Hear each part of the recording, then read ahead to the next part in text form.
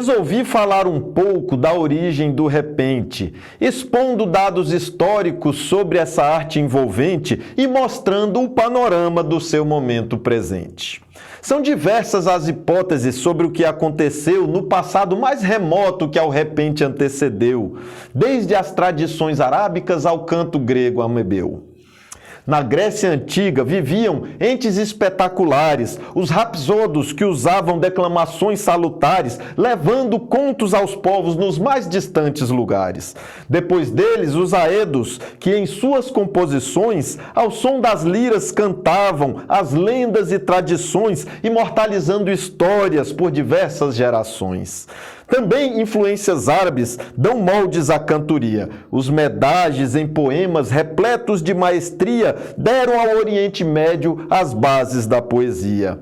Analisando as versões, temos muito a concluir. O que está documentado que podemos proferir são os dados registrados que citarei a seguir.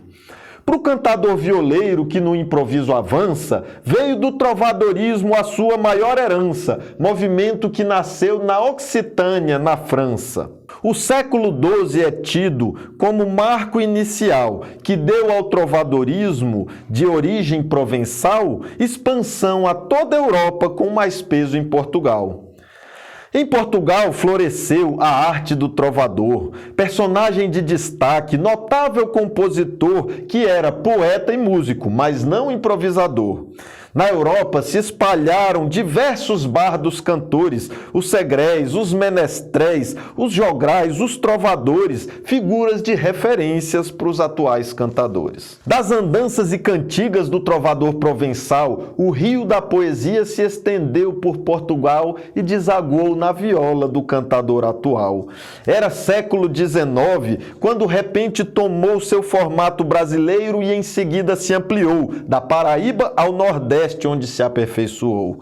Foi na Serra do Teixeira, mais especificamente, onde um grupo de poetas, agindo brilhantemente, consolidou o formato brasileiro do repente. Afirmam pesquisas feitas por gente séria e disposta que o pioneiro na arte que o Nordeste tanto gosta foi nascido no Teixeira, Agostinho Nunes da Costa. Os primeiros repentistas eram grandes glosadores.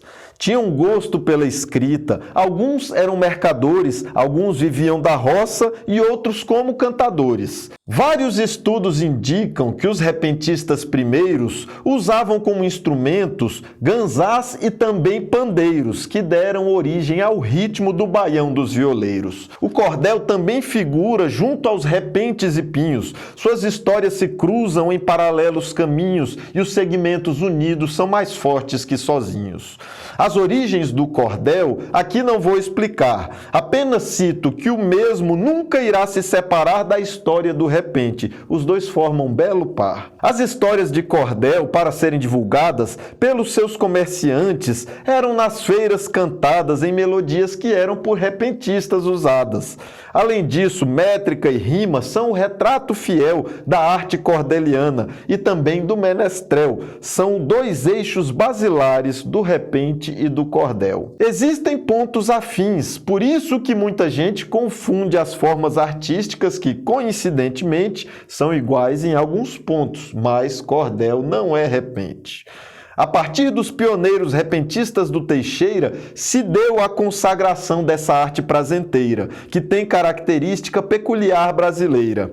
O repente ganhou peso, tomou forma genuína, brasileiro por essência, tem inspiração divina e é um dos pontos mais altos da cultura nordestina.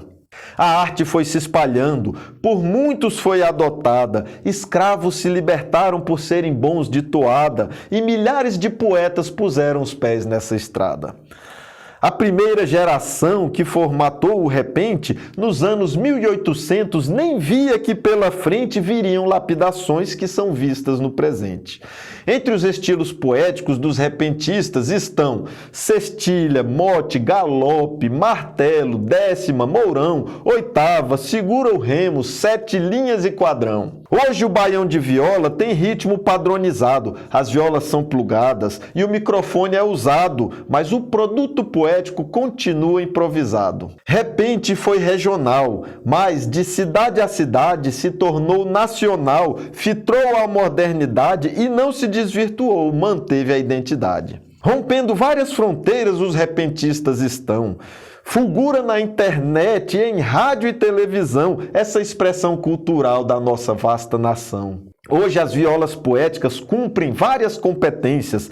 Estão nos sítios, nas feiras, congressos e conferências, preservando a tradição e ampliando as referências. Tem que ser bem preparado o cantador atual para cantar qualquer tema que tenha enfoque global, misturando poesia, conteúdo e ideal. Nossa lei já reconhece a profissão repentista, mas há muito que ser feito para que cada conquista consolide a garantia do futuro desse artista.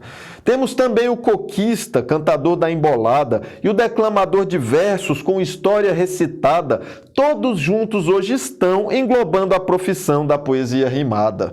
No sul do país também temos ótimos trovadores, mas com certeza o Nordeste ampliou mais os teores do improviso cantado, rimado e metrificado na arte dos cantadores.